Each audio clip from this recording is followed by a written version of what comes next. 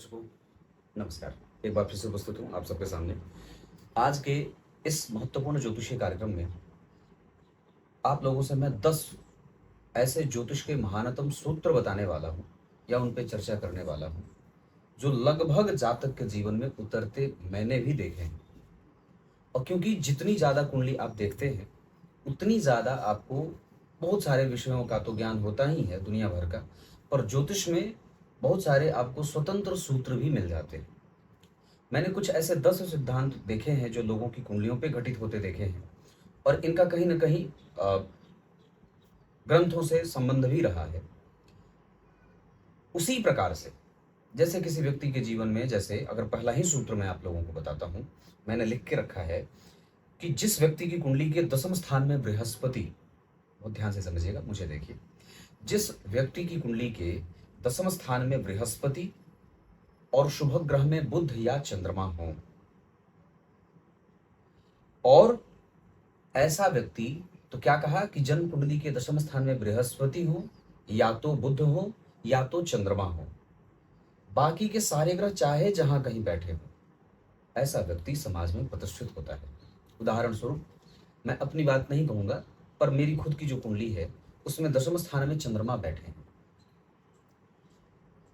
तो सामान्यतया ऐसा व्यक्ति राजमान्य तो होता है। या ये कह सकते हैं कि जिस व्यक्ति की कुंडली के 10वें स्थान से शुभ ग्रहों का संबंध बन जाए, विशेषतया गुरु, बुध और चंद्रमा का, ऐसा व्यक्ति समाज में प्रतिष्ठित होता है।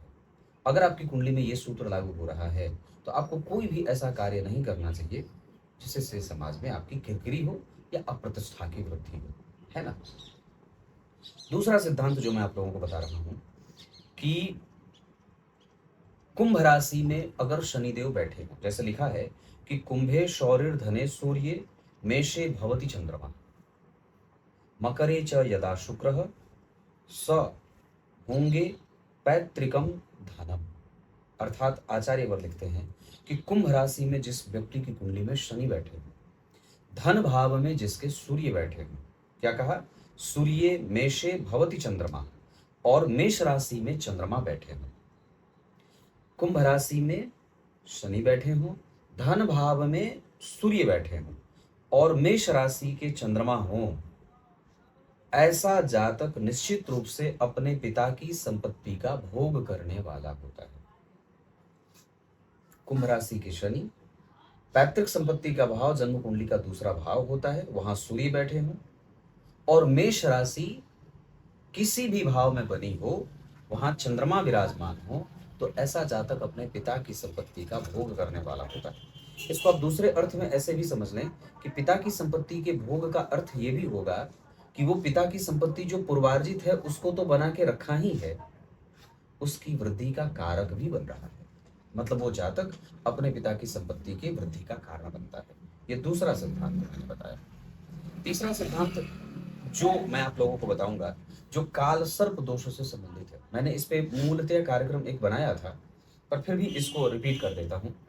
अगर जन्म कुंडली के सारे ग्रह राहु और केतु के मध्य में स्थित हों, राहु से लेकर केतु के मध्य में, या केतु से लेकर राहु के मध्य में, अगर कोई भी ऐसी स्थिति बन रही हो कि उसके अंदर ही सारे ग्रह होते हों, और उसमें भी अगर 1 से 2 से 3 ग्रह या तो अपनी राशि के बैठे हों या उच्च की राशि के बैठे हों, ऐसे जातकों के ऊपर ये काल सर्प वाली बात लागू नहीं होती, या ऐसे जातकों की कुंडली में काल सर्प का दोष नहीं लगता है।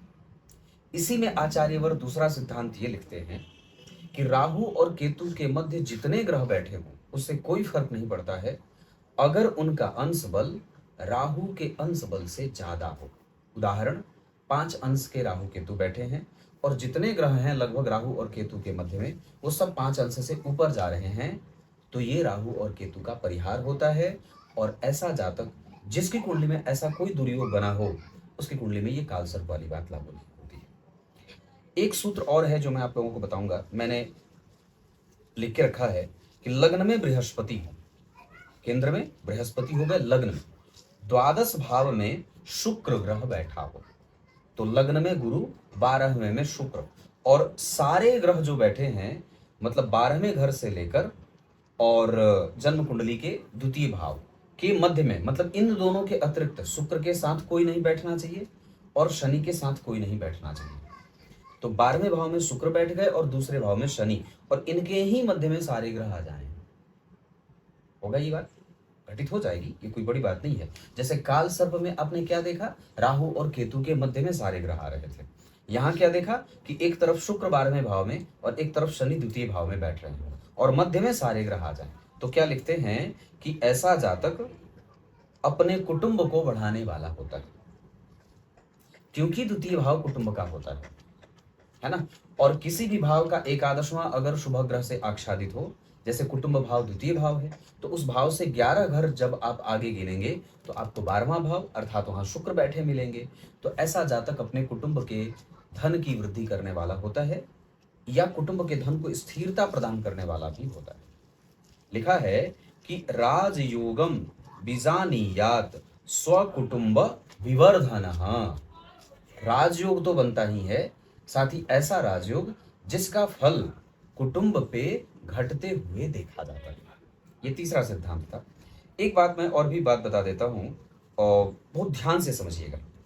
लिखा कि जन्म समय में, जन्म जब हुआ जातक का या जब उसकी कुंडली बनी, उसमें 3 ग्रह अपनी राशि के बैठे हैं। मान लीजिए सूर्य सिंह राशि के बैठ गए, उसके बाद जो है वो शुक्र तो नहीं बैठेंगे। अगर सूर्य सिंह राशि के बैठ गए, गुरु धनु राशि के बैठ गए, मंगल मेष राशि के बैठ गए, क्योंकि सूर्य बुध और शुक्र तीनों एक साथ ही बैठना चाहते हैं। तो ऐसा बहुत कम बार होगा कि बुध मतलब 3 नंबर में बैठे हों और सूर्य 5 नंबर में बैठे होगा ऐसा, लेकिन कम होगा। शुक्र के साथ ये बात लागू नहीं होगी, शुक्र क्योंकि सूर्य और बुध के निकट बैठते हैं, ये एक अलग बात है। पर मैं क्या बोल रहा था कि जन्म कुंडली में 3 ग्रह स्वराशि के हों और 3 ही ग्रह उच्च राशि के बैठे हों। मंगल को मैंने कहा कि मेष राशि में बैठे थे तो स्वराशि के हो गए, उच्च के हो जाएंगे। मान लीजिए आपकी कुंडली में कोई एक ग्रह उच्च का हो गया, 2-3 ग्रह उच्च के हो गए, तो लिखा या 3 ग्रह, या तीनों में से कोई एक सिद्धांत लागू होना चाहिए।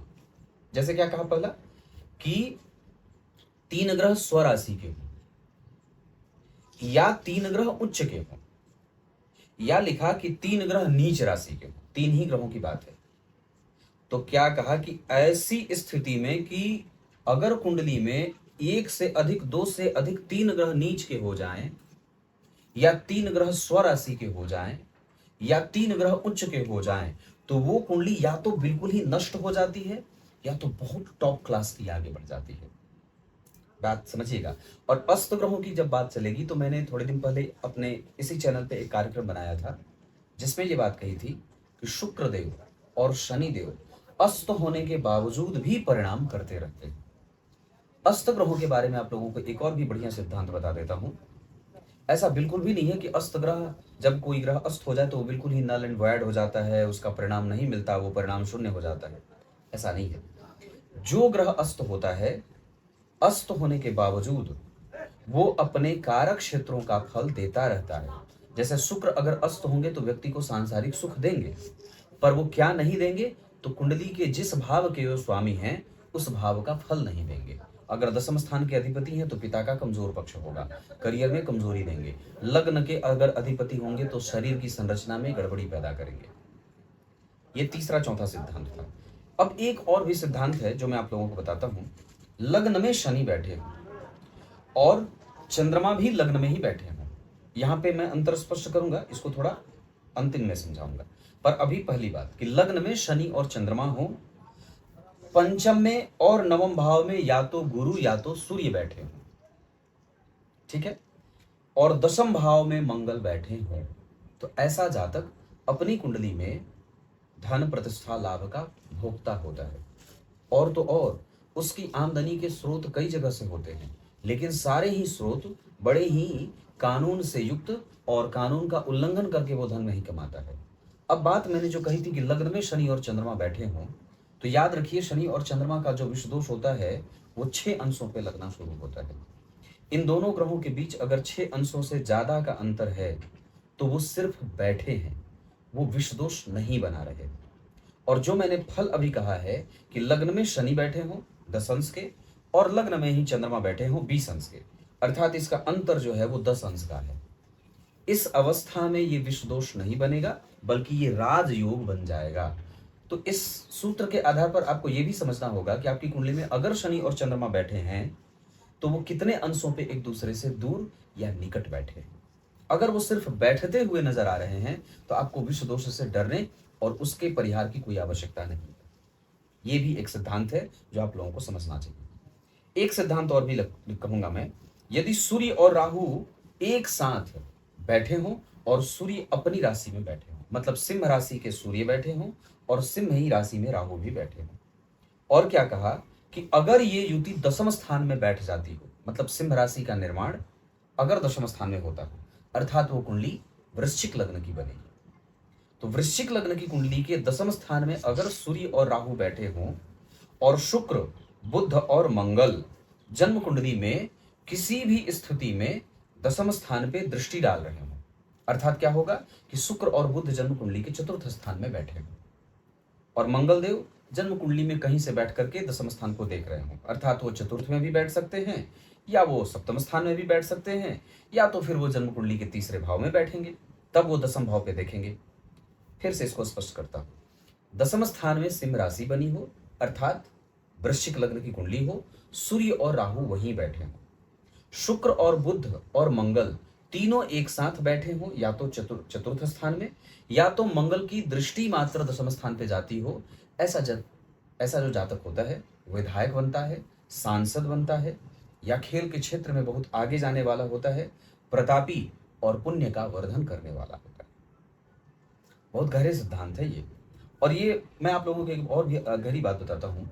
वृश्चिक लग्न की कुंडली में ना बहुत सारे ग्रह शुभ प्रभाव देने वाले हो जाते हैं। यहाँ गुरु भी अच्छे मिल जाते हैं, यहाँ सूर्य भी अच्छे मिल जाते हैं, यहाँ चंद्रमा भी अच्छे बन जाते हैं, यहाँ मंगल तो स्वतः अच्छे होते ही हैं।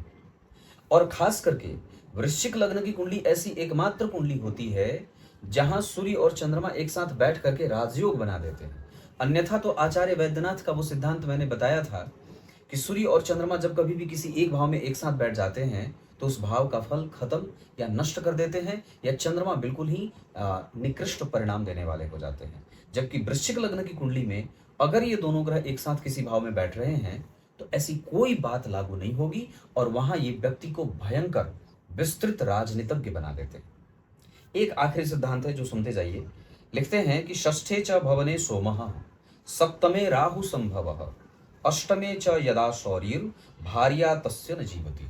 भार्या मतलब पत्नी। क्या लिखते हैं कि जिसके छठवें भाव में चंद्रमा बैठे हों, सप्तम भाव में राहु बैठे हों, छठे भाव में चंद्रमा बैठ गए, सप्तम स्थान में राहु बैठ गए और अष्टम स्थान में शनि जिसकी कुंडली में बैठे हों, वो व्यक्ति स्त्री के सुखों से वंचित होते हुए देखा जाता है। क्या कहा कि छठे भाव में चंद्रमा, सप्तम स्थान में राहु और आठवें भाव में शनि बैठे हों।